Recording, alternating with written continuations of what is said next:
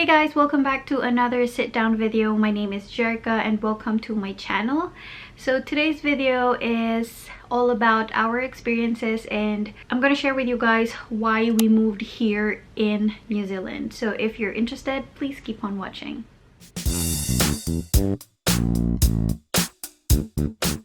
Just a little background. So we've been living and working in United Arab Emirates for about 8 years. I can still remember our first year in there.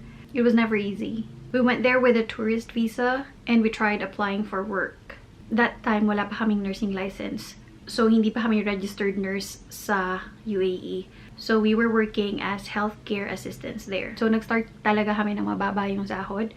If you're interested to know my salary, I think that was in 2012. I was earning 2,600 dirhams a month, I think. So, yeah. And that was a healthcare assistant position. So, years passed, naka-adjust na kami, naging registered nurses na rin kami. Kami means my husband and I, because we went there together. So, yeah, it was good. Salary was good once RN ka na. And, yeah, he had a very good contract. So, he was working in a government hospital in Dubai. And ito talaga yung maganda sa UAE. Na swertihan lang talaga yung husband ko na ito yung nakuha niya. Kaya rin siguro kami nagtagal ng 8 years. So, may free accommodation siya. They will give you this budget for 1 year and maghahanap ka na ng flat mo or villa kung saan mo gusto na pasok dun sa budget. If hindi pasok sa budget, magdadagdag ka. But, kung mas mura yung nakuha mong bahay, and sobra-sobra yung budget, hindi mo pa rin makukuha yung sobra doon sa binigay nila sa yung budget. You get me? Basta, parang ganun. Nagbigay din sila ng furniture allowance that time. So, they gave us 20,000 dirhams para sa furniture allowance. And bumili ka man or hindi, ibibigay nila sa'yo yon in cash, which is really, really good. May allowance din na binibigay for electricity bill every month, plus na yun sa sahod niya. And may yearly ticket silang binibigay. So, yes, yearly ticket. So, tatlo kami noon. Me, my husband, and si Isabella. So, every year, may tagti 3,500 kaming yearly ticket. So, umuwi man kami or hindi, bibigay pa rin nila yun. And free insurance. So, napakaswerte talaga. Plus, no income tax. So, lately lang nagkaroon ng tax sa mga services and sa mga goods na i-avail mo. Pero yung bawas sa sahod, wala. Walang bawas yung sahod mo dun. So, malaki talaga yung masasave mo kung gugustuhin mo. When we had our baby, medyo nagbago na yung thinking namin. So, yeah, when we were just boyfriend, girlfriend, and wala kaming iniisip na ibang tao, just us and our families back home, medyo, yes, okay talaga siya kasi ang daming sales, ang daming brands. So, if you enjoy shopping like me and gadgets and everything, kumpleto talaga dun. So, yeah. I miss that actually. Pero, yeah. Since we had our baby, nagbago na yung thinking namin. Nag-iba na yung priority namin. We have this tiny human depending on us na. School was very expensive in UAE. Kahit kinder pa lang yan, parang nagpapaaral ka na ng high school sa Philippines. Well, that was one of the schools na nag-inquire ako. I don't know sa ibang schools. Pero, yeah, so far, medyo pricey talaga yung school sa UAE. And if you want to migrate, UAE is not the place. Wala silang citizenship. We were there for 8 years. I gave birth there. Si Isa dun pinanganak. And, yeah, Philippine passport pa rin siya. I know a lot of people who was living there for 30, 40 years and hindi pa rin sila citizens. UAE is totally fine if you're single or if you're just starting out or if you want to save money and you want to go back home to your home country and maybe have a business there and dun pa rin magsettle sa home country mo. UAE is totally fine. You can gain a lot of experience and definitely save a lot of money. But if you're like us who wants to migrate and magsettle sa ibang bansa, you better save up. If you're in UAE and you want to migrate, don't worry. You still made a great choice. UAE gave me a lot of good experience and also bad. It honed my skills, my nursing skills, my interpersonal skills, and many more.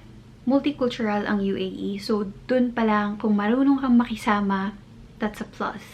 So just do your best to gain experience, save money, and yes, pursue your dreams. We were thinking of going to Canada first, but then we saw a lot of our friends, and my husband's brother is already here in New Zealand. So we researched about it and we fell in love with the place. I mean, come on, just look at that. Since nurses kami ng husband ko, all we need to do was their competency assessment program, their CAP. So once you finish that program, you will be a registered nurse here in New Zealand. So it's just a 6 to 12 weeks competency program. I made a video talking about how to be a nurse in New Zealand. I will put the link down below, so please check it out if you're interested. Medyo malaki yung nagastos namin dito compared nung pumunta kami sa UAE. That time when we went to UAE, naka 100,000 pesos ata ako. Pero maybe 40 to 50,000 pesos makakapunta ka na ng UAE. Nagbaon lang talaga ako ng medyo malaki-laking pocket money. That was my first time going out of the country and yeah, looking for a job. So I was quite scared baka ma-zero ako. So yeah, but 40 to 50, maybe it's enough. But that was back in 2012, okay? I'm not sure kung magkano na ngayong 2021. Maybe a little bit more. So New Zealand, when I came here March 2020, and I came here alone. So my husband was still finishing his contract in Dubai, and our daughter Isabella, she was in the Philippines with her grandparents. Yeah, we had to do that for a while so that makapag-settle ako dito and makuha ko sila. Yeah, because of COVID, medyo natagalan, blah blah blah. If you want to know more about that, it's all in my channel. You can watch our videos. So yeah, back to the topic.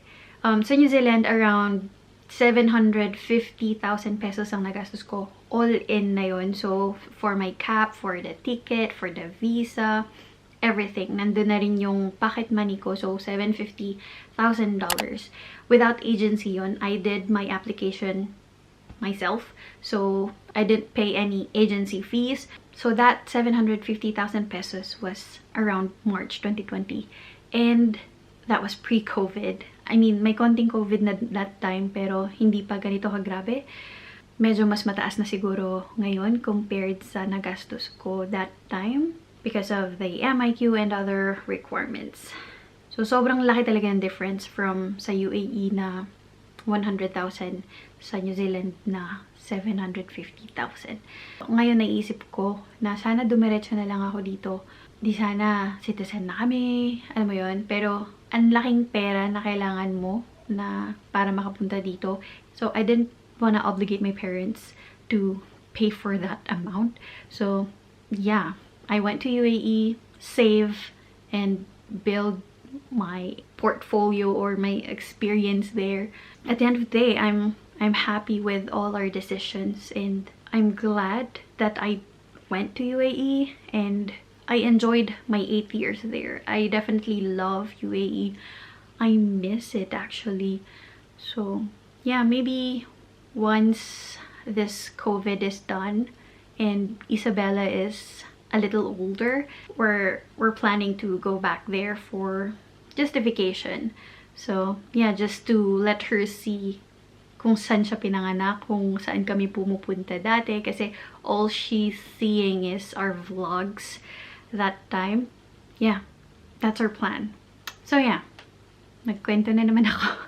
Back to the topic. So yeah, from 100 to 750, sobrang laki ng difference, but it was all worth it. New Zealand has great benefits. Medyo malaki ang tax, pero makikita mo naman kung saan pumupunta yung tax mo, I think. Medyo ramdam mo talaga siya sa sahod mo. But yeah, to name a few of the benefits. Firstly, free ang school sa mga bata. So, for Kindy, si Isabella, may 20 hours free siya. So, yeah, the rest, you have to pay for it. And, yeah, per oras talaga yung bilang nila dito. So, sa primary, of course, if private, you have to pay. But public, free lang din siya. may konting fees lang for the uniforms, donations, and fee sa mga activities nila all throughout the year. More or less, dun sa friend ko, na-mention niya, $300 ang nababayad niya within a year. So, yeah, that's good for a year na. Which is, I think, reasonable. So, of course, depende to sa school. So, I just want to go back sa school ni Isa. So, ang kindi dito, meron silang parang sa government, meron ding private schools for kindi. So, medyo mahal yung kay Isa kasi private siya. Pero libre pa rin yung 20 hours. Pero, yun nga, dahil 8 hours ang work ko in a day and I work 5 days a week, medyo 20 hours is parang 2 days something lang. So, I have to pay for the 3 days something. So, medyo mahal yung school kasi nga 8 hours ko din siya iniiwan doon. So, I'm paying around 230 per week. Yes, per week yun. So, yeah. Medyo pricey but nagustuhan ko na sa school nila is free na yung lunch and morning tea, afternoon tea nila. Free na yun. Wala akong isiping baon sa kanya. Every Friday lang, sa school lang nila ha, I'm talking about her school. So, every Friday lang akong magbabaon sa kanya ng lunch just to let her parang practice yung mga gagawin na nila pag nasa primary school na sila. So, yun lang. And another plus points dahil kaya ako pinili yung school na yun was kasi madami sila ditong school holidays. Sa government or public school, walang pasok pag school holidays. Which is, for me, a big problem kasi open kami pag school holidays. Open yung clinic namin. So, saan ko ilalagay si Isa? Maghahanap na naman ako ng parang magbabanday sa kanya or daycare. Another bayad na naman yun. So, yeah. Sa school na pinupuntahan ni Isa, so open sila pag school holidays. Close lang sila pag, I think, Christmas or New Year. Something like that. Which is, sa clinic ko, close kami. So, that's good. Less hassle for me na full-time worker ako. That's why I picked that school kahit medyo pricey siya. Another benefit is medications. For me, I have Hashimoto's thyroiditis, so I'm taking my maintenance every day. I only pay $5 and that's good for 3 months na. If I'm remembering it right, back in UAE, I was paying around 26 dirhams, good for 1 month medication. I think, hindi na ako masyadong sure, pero around 26 dirhams. Another is healthcare. Healthcare is for free. So, my good and bad side, of course. If sa government, expect mo na may waiting list, mahabang waiting list. If you want to be the first one on the line, definitely consider taking a private health insurance. Pero, yeah, libre siya. In my case, nagbayad lang ako sa GP fee. Pero yung bloods and yung ultrasound na ginawa ko was all for free. So, this is really important for me because I have to recheck my bloods and my ultrasound every 3 to 6 months. So, medyo big deal talaga to sa akin. Another one is in terms of the salary, per hour ang bayad. So, if you want 7 hours ka lang or 5 hours ka lang in a day, you can totally do it. So, pwede ka rin mag-part-time if resident ka na dito. Unfortunately, if you're a work visa holder, hindi pa siya pwede. Medyo nanghinaya nga ako kasi, syempre, work visa holder pa rin ako. Medyo na-delay din kasi yung residency application because of COVID. Nung medyo nag-lockdown dito, ang daming nag-open na jobs for vaccinators or magsaswab ka. So, I wanted to help and, of course, earn extra. Pero, yun nga, dahil work visa holder ako, hindi ko siya pwedeng gawin. So, yeah, I have to wait until maging resident na ako. I will definitely do that. Last but not least is, dito ko talaga na-feel yung work and life balance. So, back in UAE, I was working in an OPD setup. So, 8 hours ang work ko in a day and Fridays lang ang off ko. So, medyo mahirap siya pag syempre may anak ka na and gusto nyong magbanding sa labas, mamasyal. Kasi yung isang day na yun, syempre mag-aayos ka pa ng bahay nyo, maglalaba ka pa ng uniforms and everything, mag-grocery. So, medyo ang hirap magkaroon ng extra time for your family. So, dito na-appreciate ko talaga siya. So, I am working sa isang clinic and yeah, 8 hours morning shift lang sabay sa oras ng school. So, that's why I really love and enjoy my job. Kasi back in UAE, syempre, may shifting. I was working in a hospital. So, may shifting siya. May afternoon, may night, may morning.